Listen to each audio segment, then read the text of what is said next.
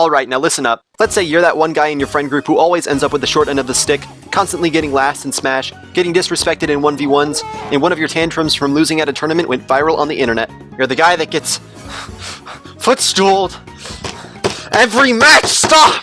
And you think to yourself, man, I don't think I'll ever become as stylish as Mango, charismatically awkward as M2K, or cheesy as Hungrybox. I want to do something that will reap me more satisfaction than just getting JV3'd by Pichu in Melee. And then you realize, oh wait, I'm using a Joy-Con. Well, fear not, because today I, a Roy Boy and professional Piranha Plant analyst, am going to teach you how to make Smash Bros music. So that when or if the next Smash Bros game comes out, if your friends ever disrespect you just a little bit too much, you can sue them for misusing your own music and disrespect them in court. How about them apples? This is Braindead, how to compose Super Smash Bros music. So to start off, we gotta figure out what key it's gonna be. It's gonna be C.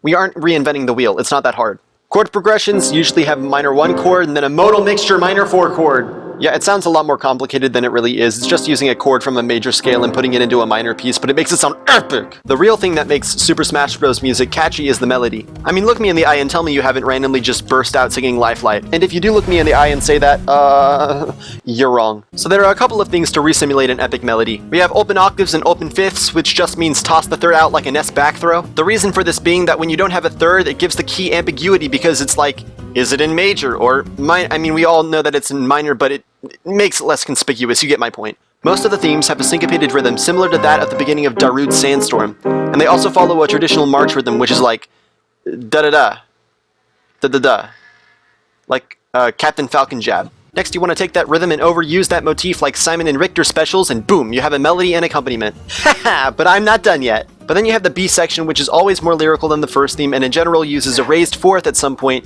to make it sound more cinematic. But the general rule of this section that you're going to always want to follow is that you avoid going to the original key as much as Hungrybox avoids fighting his opponent. For the finishing touches, you're going to want to put in some complicated theory things like Picardy thirds, secondary dominance, a couple bomb-bombs, a smash ball, and a partridge in a pear tree. Happy feet, wombo combo. That ain't Falco. That ain't Falco.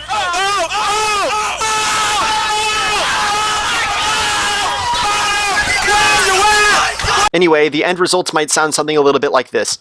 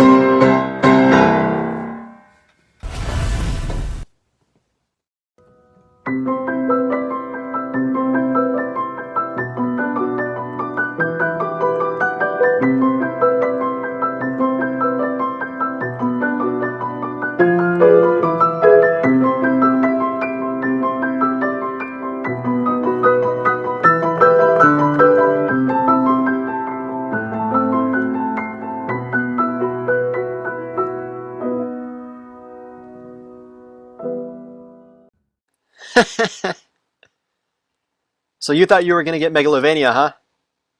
Well, guess what? It's April Fool's! You aren't going to get it! No way! What? No. It can't be. The prophecy! It's true!